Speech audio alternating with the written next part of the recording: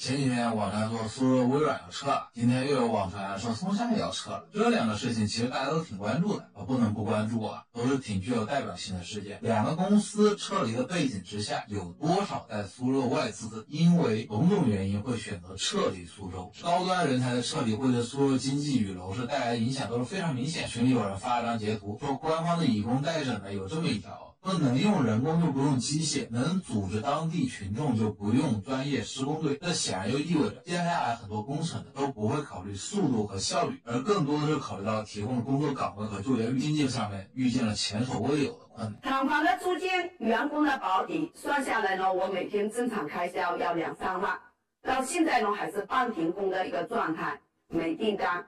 现在是下午5点了，2-3万没了。去年的生意不如前年，今年的生意呢不如去年，怎么办呢？今年的话真的是太难了。今年对于我们这种开工厂的、开鞋业厂的、做实业的，真的是太难了。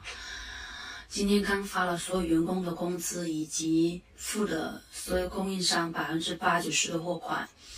本来以为说今年过了年会好一点，说我们在年底到年头之间备了10几万双的鞋在仓库里面。结果现在所有的订单全停滞，唉，怎么办？现在基本上上半年的话是全废了，所以说现在有很多工厂的话都是面临半倒闭状态，都硬撑着，我们也是勉强的在撑着，勉强的活着，而且还得保证所有员工的基本生活开支。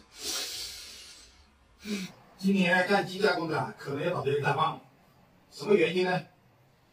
突然就淡下来了，都没什么事做啊，闲得蛋疼，亏损。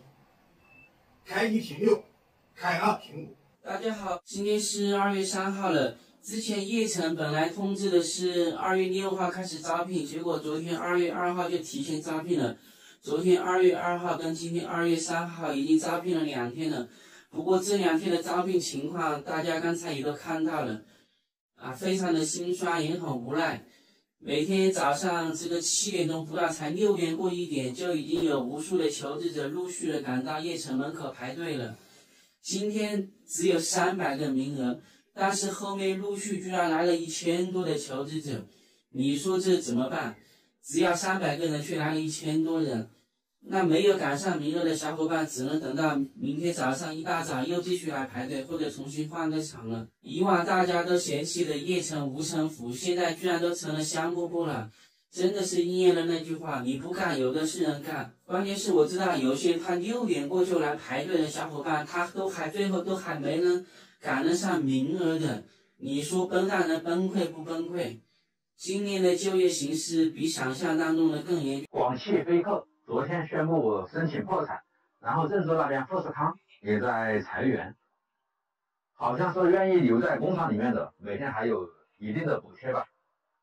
然后重庆医保也在大量的裁员，有消息称好像是要裁掉4-5千个人，这个真的是太难了，今年打工人真的是太难了。瑞幸直接宣布将裁掉9000名员工，真的是太难了，打工人。最近这2年真的是不管你是打工还是自己创业都很难因为大环境的话也不是很好，特别是重庆这边最近医保直接裁员4-5千个人，你想一下这个工厂这个电子厂也没办法搞了，估计又多了好几千个人去竞争工厂，去比如说去富士康整一些电子设备厂，真的是有点遭不住啊。不是在找工作，然后就是在找工作的路上这几年真的是非常的难而且现在你去外面找工作的话，竞争也很大，哪怕你是去工厂都有竞争。未来3到5年的话，打工人的出路到底在何方？